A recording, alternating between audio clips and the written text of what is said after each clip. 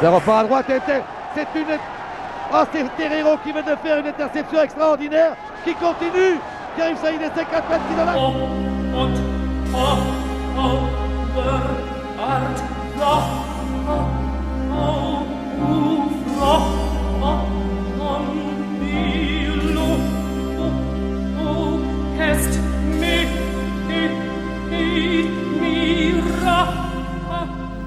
Dans l'imagerie du rugby, c'est un des personnages qui a vraiment marqué son temps, parce que c'était un grand joueur, mais parce qu'il avait aussi cette espèce de personnalité comme ça qui faisait qu'il impressionnait tout le monde, quoi, et il a marqué son temps comme peu de joueurs avant lui, d'abord comme joueur, ensuite comme entraîneur, et ensuite comme président, quoi. Donc c'est quasiment presque 4 décennies de rugby qu'il emplit de sa présence. Mais moi je l'ai eu après comme entraîneur, et même si c'était quelquefois un peu conflictuel, c'était vraiment très intéressant, parce qu'il y avait un échange, il y avait un vrai échange, il avait ses idées, quelquefois un peu arrêtées, comme pas trop sûr de lui, donc un peu difficile à attaquer, mais c'était aussi intéressant de l'attaquer sur le jeu, de manière à faire évoluer sa pensée, donc sa façon de voir, et donc de faire évoluer l'équipe. C'était ça qui était intéressant. Toute la dimension d'André, leader de combat, leader charismatique, leader de comportement,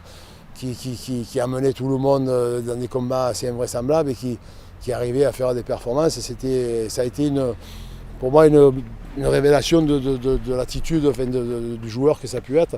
Et après, j'ai mieux compris aussi la dimension physique d'André qui était exceptionnelle pour son époque. Il avait 50 ans d'avance sur son temps. Andodé qui donne à Herrero. Herrero va marquer l'essai au pied des poteaux. Et c'est pas un essai extraordinaire, un essai qui nous ferait pleurer. Et donc André était un joueur surpuissant et je ne sais pas méchant, mais très engagé, quoi, si vous voulez. Très engagé.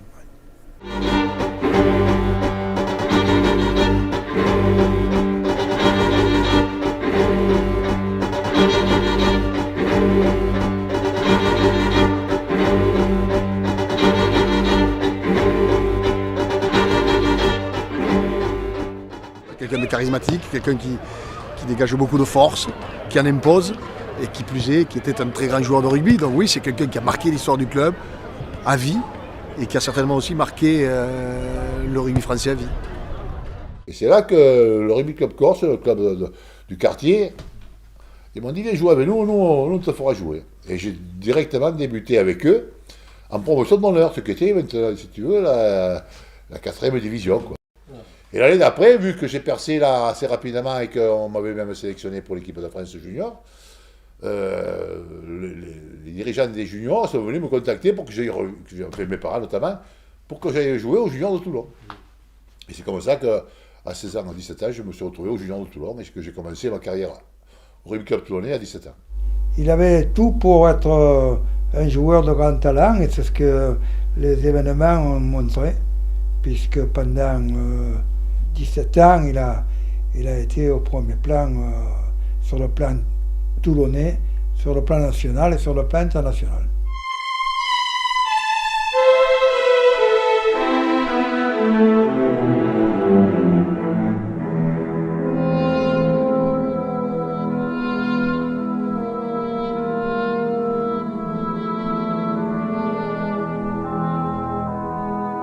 Je suis sélectionné comme troisième ligne. Et j'ai fait un France A prime, France A, à Toulouse. Et je joue à France A. Je joue derrière Alfred Rock, pour te dire si c'était hier.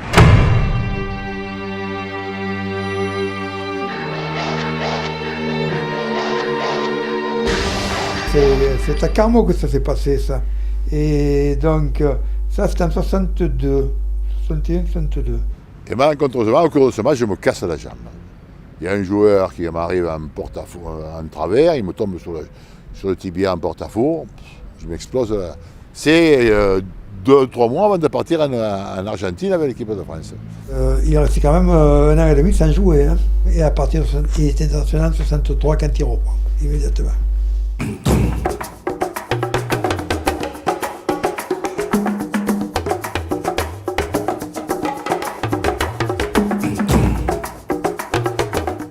pourquoi on bat les Springboks?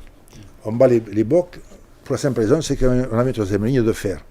Maurice Lira, André Hérault, Michel Crost. Les trois, c'était les mêmes joueurs, même façon de jouer, même engagement physique. Et chaque fois qu'ils prenaient un joueur en face, ils me les démolissaient. Ouais, c'était tampon à vous tuer un bœuf. Donc, si vous voulez, quand vous avez des joueurs comme ça qui passent devant, qui créent des brèches et qui font très mal, il n'y a plus qu'à suivre, quoi, si vous voulez. Et bon, et le match, eux, ils employaient vraiment leur puissance, mais nous, on avait quand même pas mal de potentiel à résister à cette puissance. Et sur un ou deux exploits de premier trois quarts, on gagne le match, qu'on pouvait très bien perdre. En plus, on joue à 14 et on a un blessé. Christian Darouille se claque. Mais ils ne se sont jamais rendus compte, parce qu'à ce moment-là, il n'y avait pas de remplacement. Il était joué à 14. Et l'autre, il est resté sur le terrain en nous disant attention, jouez de l'autre côté. Moi, je suis claqué. Alors, sur une jambe, on a tout joué et on a marqué un essai, on a transformé, enfin, on a gagné. Et à la fin, ils ont une pénalité on a gagné 8-6, je crois, et qui peuvent nous faire passer devant, bien placés. Et les mecs, ils avaient les jambes en coton, il n'a pas réussi.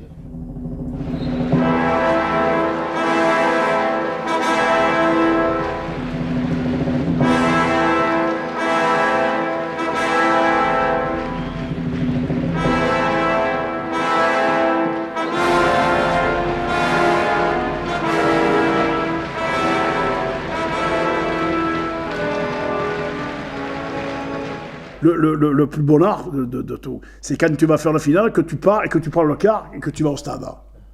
Tu sais, quand tu rentres dans le match. Alors tout le monde avait ses petites habitudes aussi. Là, je me mets là, on avait l'habitude de se mettre un avec lui, l'autre avec là. Et ce silence que tu as pendant... il y avait peut-être quelques mois à faire, parce que bon, il t'a ce silence, tu es déjà dans le match, là. Tu sais ce que tu vas faire.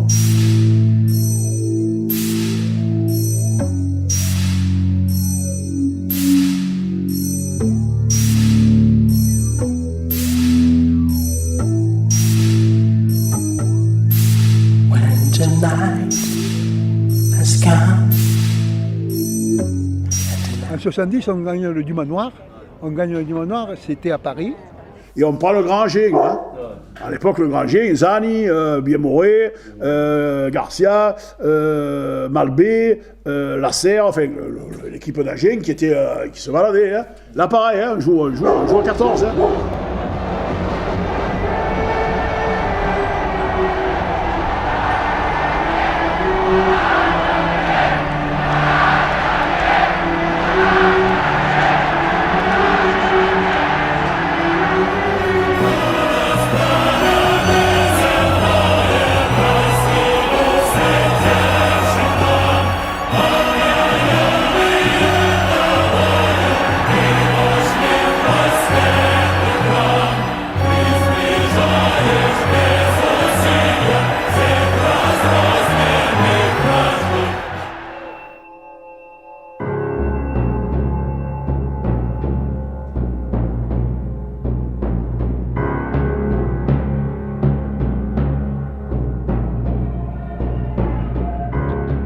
André Hérault, que vous voyez maintenant à l'antenne. André Hérault, il nous a dit, c'est mon dernier match aujourd'hui. C'est cette finale que je veux absolument, c'est ce titre des champions de France. Regardez-le, il y pense de toutes ses forces, de toute son âme. André Hérault, c'est une grande figure du rugby français. Et s'il doit faire ses adieux aujourd'hui, eh bien il va les faire en beauté. De toute façon, et quoi qu'il arrive tout à l'heure. La première fois que j'ai vu André, moi, c'était en 1971, c'était l'année de la finale, et notamment cette finale, où, comme on se souvient, hein, il avait été séché pour le compte par une chaussure bitéroise, et il y avait une espèce de côté un peu magique, un peu christique, quoi. C'est-à-dire, il était barbu à ce moment-là, bras en croix, enfin, j'avais été fasciné par André ce jour-là. Tu te rends compte, à 3 minutes de la fin, le match il est pratiquement fini. Sur un coup de pied, je suis à côte avec Anthony, là. Et parce qu'on se connaissait c'était contre l'équipe de France, on se connaissait un petit peu. Et il me dit, André, alors, t'es content, t'es champion de France, il me dit. Tu vois, il était dépité, lui, il dit, t'es content, t'es champion de France. Parce que moi, les mecs, mes joueurs, ils voulaient se battre, ils voulaient me manger. Je dis, non, il faut gagner la match. Ce qui est important, c'est de gagner la match. Une finale, après, on va avoir l'occasion de se rencontrer, quoi.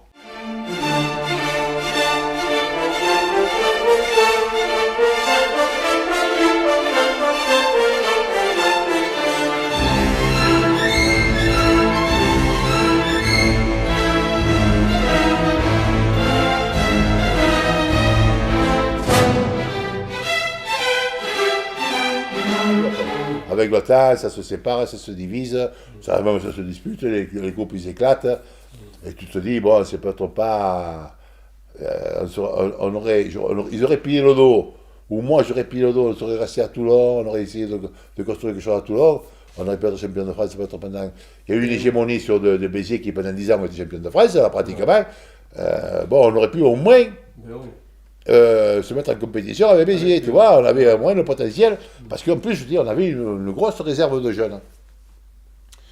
Et ça, effectivement, bon, à un moment donné, ça a disparu. Maintenant, avec le recul, tu pourrais te dire, ouais, peut-être que... C'est une année surréaliste. C'est du Salvador Dali dans le texte, quoi. Tu dis que tu es champion de France à début d'année, c'est comme quand tu dis je suis un génie. C'est impossible, tu as une équipe à reconstruire, je veux dire, on a un déficit pas possible dans le club, on est obligé de revoir beaucoup de choses. Enfin, il y a des joueurs qui partent, plein de joueurs qui partent, des joueurs qui te demandent plus d'argent que tu peux leur entraîner, qui vont faire un tour de France et qui te reviennent et qui te disent après tout, on reste à Toulon, tu nous arranges un peu, tu vois.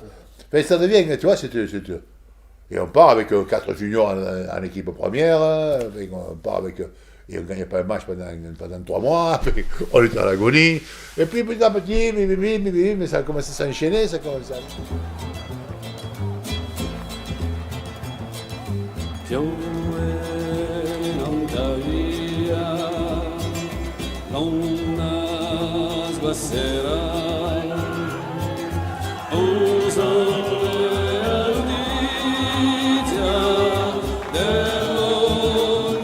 Rendre hommage aux frères Herrero à travers la dénomination de ce stade. Mais au-delà de la dénomination du stade, ce qui est important aussi, c'est la symbolique de ce nom-là. Parce que je pense que la famille Herrero a une symbolique très forte, notamment par rapport à la transmission de certaines valeurs, et des valeurs notamment au niveau des jeunes. Ils sont arrivés à Pussérié, ils ont vécu à Pussérié, ils se sont enracinés à Pussérié, ils ont eu une carrière ailleurs, ils ont eu et derrière ils reviennent à leurs racines. Et ça aussi c'est fort, c'est de ne pas se couper de ces racines qui sont là, et notamment de cette terre rouge. C'est une marque brevetée de Toulon. Il n'a pas cessé d'évoluer. Et quand je le revois, je prends du plaisir parce que quelque part, il n'a pas arrêté de gommer ses imperfections et de se bonifier, un peu comme le vin. Il s'est tout le temps bonifié. Et moi, je dis que c'est l'apanage des grands hommes, ça, de se bonifier tout le temps, de ne pas rester sur ses positions. On sait à quoi s'attendre avec André, et voilà, et à côté de quoi, il a quand même une personnalité qui en fait un être extraordinaire au sens littéral du terme. Je te dis, moi, ce qui m'a vraiment le plus passionné dans le rugby, c'est la communion avec les gens de Toulon. C'est pas international, c'est une gloire personnelle, mais d'apporter une forme de joie, de plaisir aux gens de Toulon. Enfin, là, on avait 5 ou 6 000 inconditionnels au stade, et que ces gens, Toulon n'était pas une ville spécialement heureuse, avec des faits politiques et tout ça, c'était quand même pas terrible. Le rugby, c'était vraiment la décompression.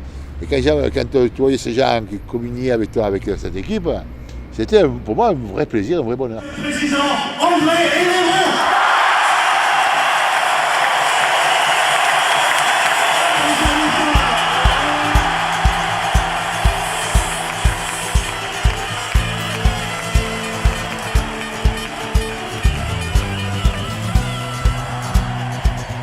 On a passé nos culottes sur nos cuisses bien graissées.